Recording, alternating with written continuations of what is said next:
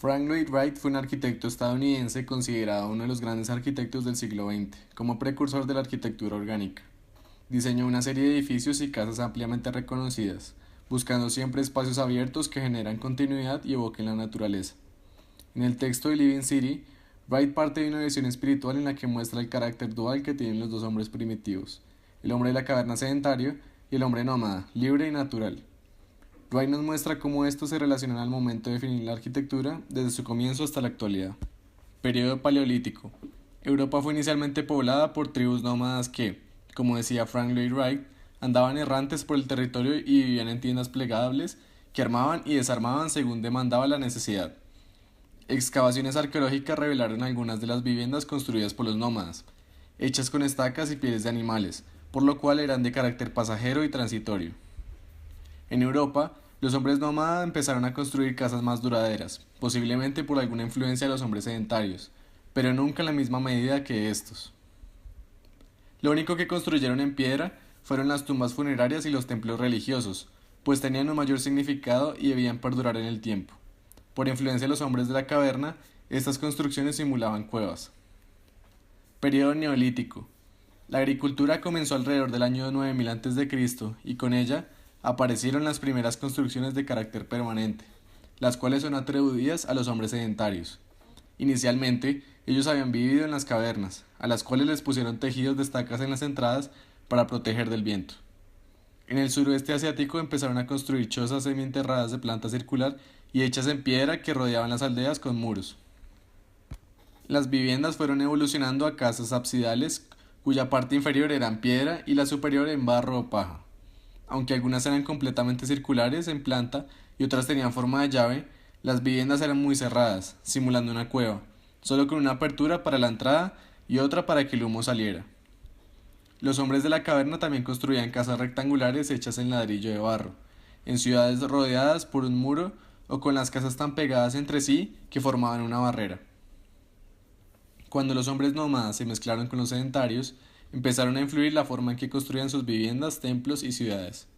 Esta unión de los dos tipos del hombre primitivo se dio primeramente en Egipto y Mesopotamia, las primeras civilizaciones, y luego, con mucha mayor fuerza, en Grecia. Algunas tribus nómadas, después de milenios de recorrer la faz de la tierra y enfrentarse a muchas adversidades en el camino, llegaron al delta del río Nilo, y al observar su fertilidad y riqueza, decidieron quedarse allí en vez de seguir recorriendo el desierto.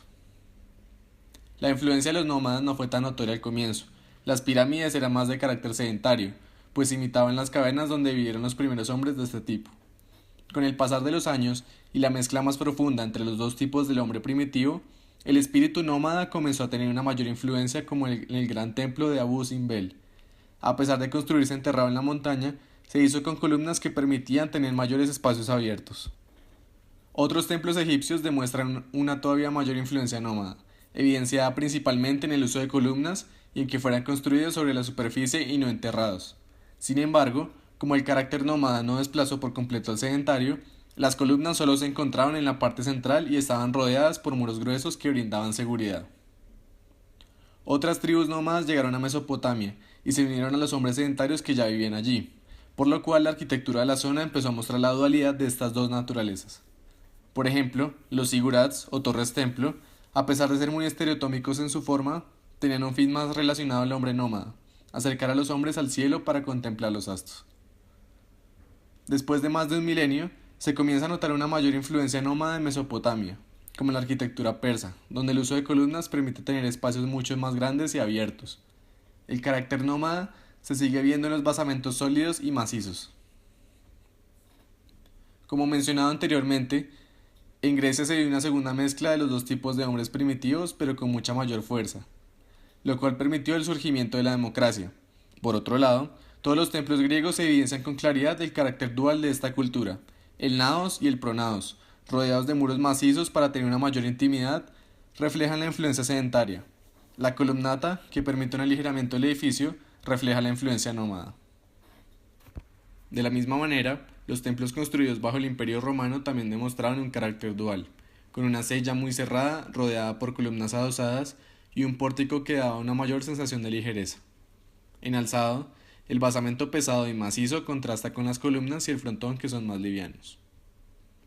La arquitectura bizantina continúa con este carácter dual, pero de forma opuesta, con un exterior muy cerrado que corresponde a la estructura robusta de grandes muros y contrafuertes característicos de las fortalezas del hombre sedentario, y con un interior muy libre con cúpulas que parecen flotar encima de bandas de luz correspondientes a la libertad del espíritu nómada. Influenciada por la arquitectura bizantina, la arquitectura carolingia tiene muros anchos y con pocas aperturas propios de los hombres sedentarios, pero con un espacio interior alto e iluminado propio de los nómadas. En cuanto a la arquitectura musulmana, el carácter sedentario también se observa en la envolvente y en el nómada en el interior. La muralla, con sus torres y edificios, brindan protección, mientras que la gran plaza se abre al cielo. La torre, a pesar de ser muy estereotómica, permite elevarse sobre el territorio para tener una mayor visual y acercarse al cielo. La arquitectura románica evidencia una gran influencia sedentaria en el uso de grandes muros portantes y puertas con macizos arcos sucesivos, pero tampoco deja de lado el espíritu nómada, evidenciado en los ventanales acristalados y los campanarios que se elevan al cielo.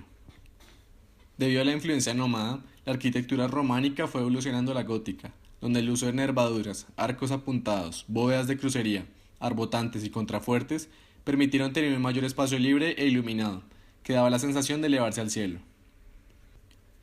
La influencia del hombre de la caverna hizo que la arquitectura del Renacimiento se devolviera a tener fachadas más cerradas que las de la gótica. Aún así, el espíritu nómada hizo que se mantuviera a la gran altura de los espacios centrales, por medio de bóvedas y cúpulas. No obstante, durante el Renacimiento se empezaron a diseñar edificios teniendo en cuenta la relación con el espacio público, haciendo primeros pisos más permeables gracias a la influencia nómada. Adicionalmente, se realizaron proyectos urbanos de gran envergadura, como fue el de Roma bajo Sixto V, el cual planteó un nuevo trazado urbanístico con amplias calles que permitían que los peregrinos visitaran las 7 basílicas principales. De esta manera, se iba abriendo la ciudad para que los hombres en quienes predominaba el espíritu nómada no se sintieran tan oprimidos por el trazado medieval de calles angostas. Los jardines renacentistas y barrocos fueron un gran logro del hombre nómada, pues lograron introducir la naturaleza, aunque modificada, a las viviendas. Los paseos entre árboles y fuentes de agua que juegan con la perspectiva son una aproximación al entorno en el que se movían con libertad las tribus nómadas. Durante el periodo barroco, bajo influencia nómada, se siguió dándole énfasis al espacio público, ahora con formas geométricas imperfectas como las elipses. Por otro lado, por influencia sedentaria, la arquitectura se caracterizó por mezclarse con el arte para generar conjuntos teatrales que ensalzaran los sentidos. Más adelante, bajo Napoleón III, se llevó a cabo el Plan Haussmann de París, el cual tenía como objetivo romper el trazado estrecho y laberíntico de las calles medievales que no daban las posibilidades de movimiento y libertad que el espíritu nómada demandaba.